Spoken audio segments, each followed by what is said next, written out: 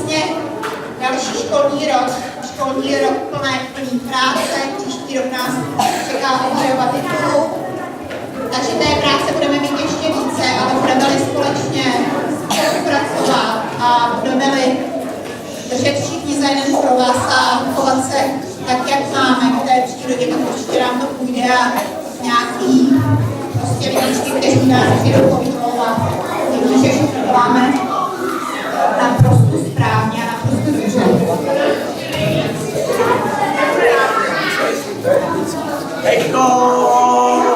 Nezlačně roza, bolí to.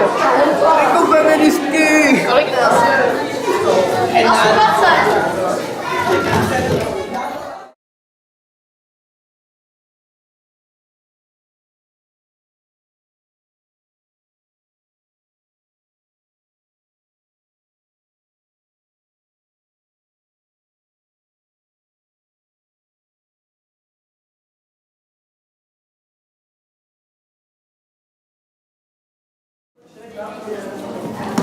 Tak, já teda předám slovo Billymu, který vlastně tento rok, tento školní rok, který je za námi, tak celý školní rok velice pěkně, opravdu se snažil, aby to fungovalo. Pravidelně za mnou chodil každé úterý odpoledne, někdy to bylo opravdu, že jsem nestíhala, neměla jsem čas, nicméně Billy si ho opravdu pokaždé našel a opravdu za mnou se vším přišel, všechno se mnou konzultoval, mluvil se mnou o všech problémech, které tady pozoroval ve škole, ať už ze strany vás nebo ze strany ostatních. Nicméně, jak víte, Billy nás opouští, odchází na gymnázium, já věřím, že s námi bude v kontaktu, že nám pomůže dál, ale samozřejmě příští rok tato nelehká práce čeká někoho z vás.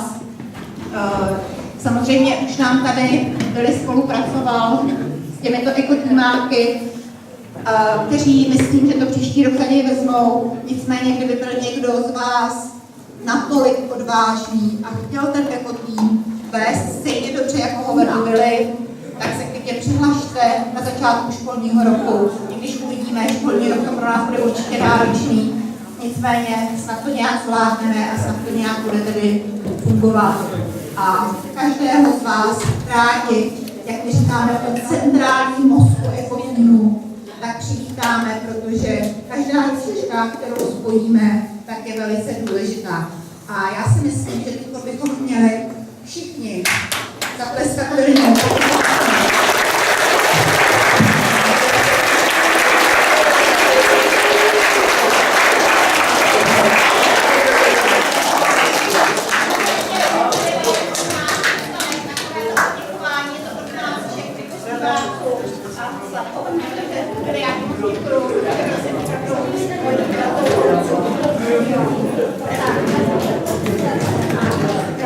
Teď už mu teda předávám slovo. Já vám všem děkuji. A teď ze začátku třídy, které ještě se nenahlásily, tak prosím, abyste se spočítali a vyslali jednoho, abyste nahlásili počet z vaší třídy. Děkuji. A prosím potichu, co jsem vám tady povídal.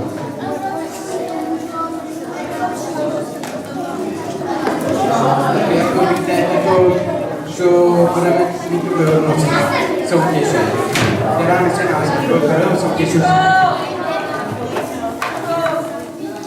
Jsem rád, že se tady to docela ujmulo. Vlastně celé jsem to vymyslel já. To bez velkým, že se tady ujmulo a teď právě přijdeme jako konci první místa. Tak jako první řídu, kterou bych chtěl jsem pozvat nahoru, je čtvrtá B, která se umístila na třetím místě. Krásně.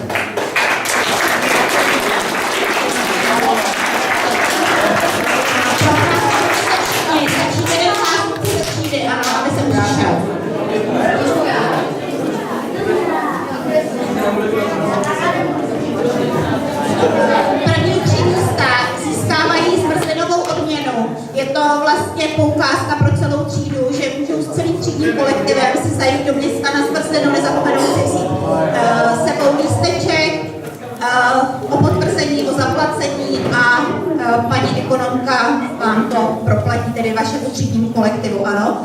Takže domluvte se s třídními učiteli, vy co to získáte a vyražte na zmrzku.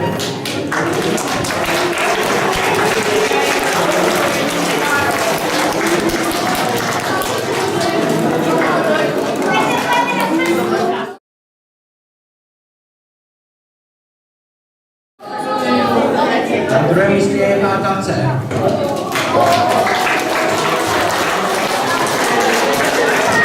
Takže pátá se získává také zmrzlinovou odměnu.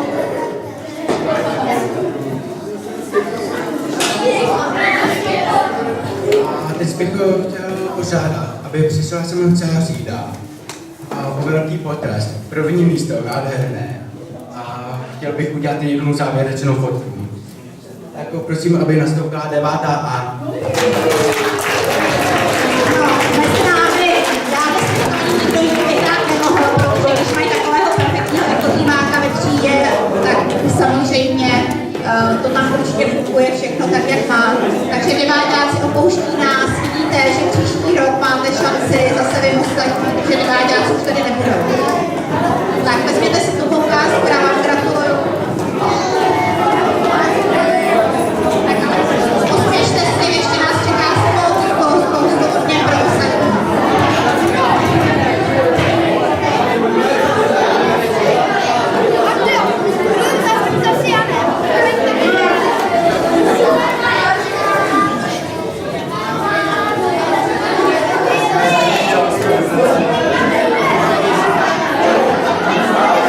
Tak, podívejte se na pana fotografa, tamhle Martin uprostřed.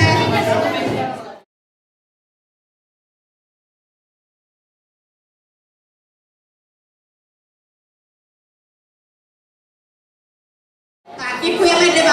A, můžete se posadit. Martin to určitě stihl.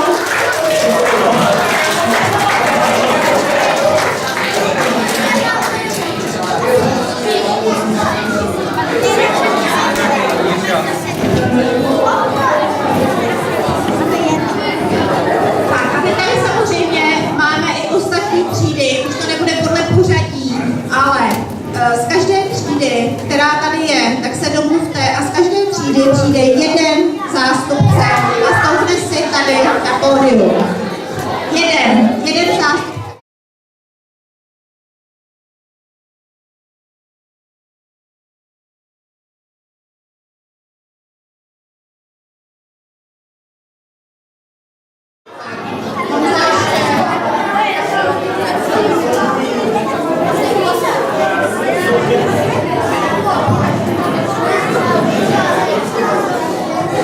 Takže my děkujeme třídě.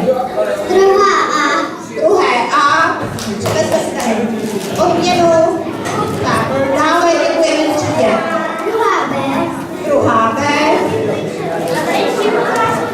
Tak, prosím vás třídy, které se už umístily, které už byly odměněny, tak už sem nepůjdou, ano. Takže je tady ještě někdo z 5.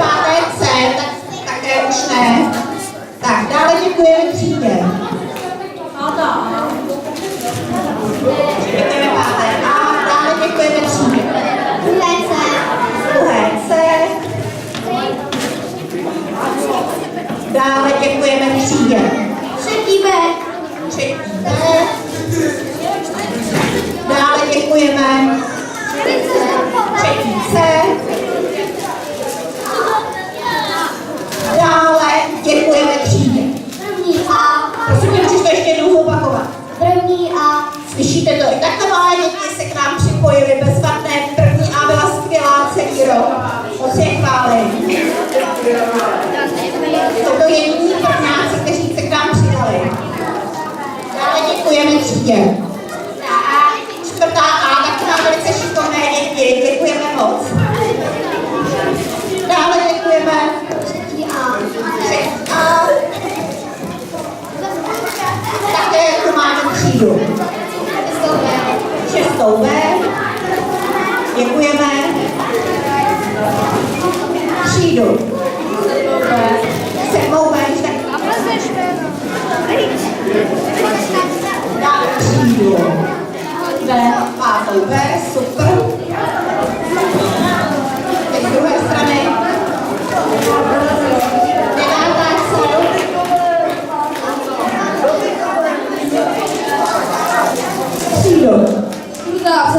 Výborně, ze strany odpálení. Ještě tu máme. Anička byla dobrý spisovatel, napsala nám několik článků. Super, Aničko, děkujeme.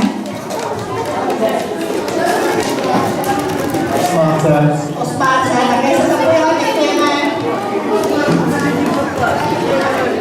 No a poslední, není to úplně poslední, když jsem si chtěla spoustu, tady zřejmě nepřišlo, nebylo, není, takže poslední cíle, kterou tady teď ohodnotíme je.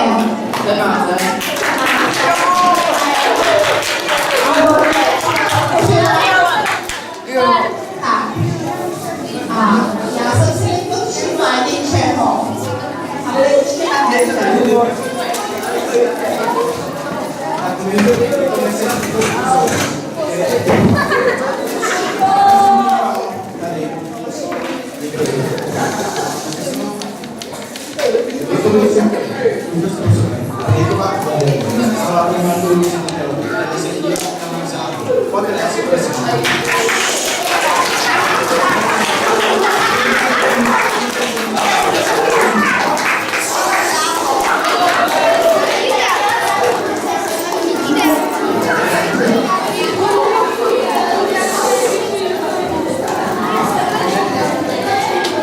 Tak, jestli se trošičku těšíte, tak já vám také řeknu pár slov. Já bych vám samozřejmě chtěl také poděkovat za vaši ekopráci. V příštím školním roce pro nás bude vystávat velký úkol. S největší pravděpodobností se stane to, že naše školní budova se naprosto změní. Bude mít úplně jinou barvu. Bude krásně mít bílá okénka. Dokonce bude mít i jinou střechu možná. Co se stane? Během příštího školního roku naši školní budovu zateplíme. To budou menší náklady na topení, menší náklady možná i na svícení, protože ty okna budou daleko větší a třeba světlejší. Takže uvidíme, od nás všechno bude samozřejmě vyžadovat hodně kázně, protože se budeme často stěhovat. Jednotlivé budovy se budou střídat, jak se budou zateplovat, tak tam nikdo nemůže být a to se vždycky tam přestěhovat, takže to bude velice organizačně náročné. Takže od vás, co by ekotýmáků, očekávám, že všechno budou kontrolovat, jestli se náhodou někde nesvítí zbytečně, jestli jde netečí nějaká voda, bude se rekonstruovat i přes celou zimu, takže jestli jde nejsou běžně otevřené dveře. Takže velká práce vás čeká příští školní rok, ale já věřím, že to všichni společně zvládneme a že za rok se tady sejdeme a řekneme si, to máme krásnou budovu. Takže těším se na příští školní rok a těším se, že bude zase ekotým pracovat tak, jak pracoval tento školní rok. Takže ještě jednou všem děkuji, nejenom vám, ale i vašim učitelům za to, že vás takhle krásně vedou.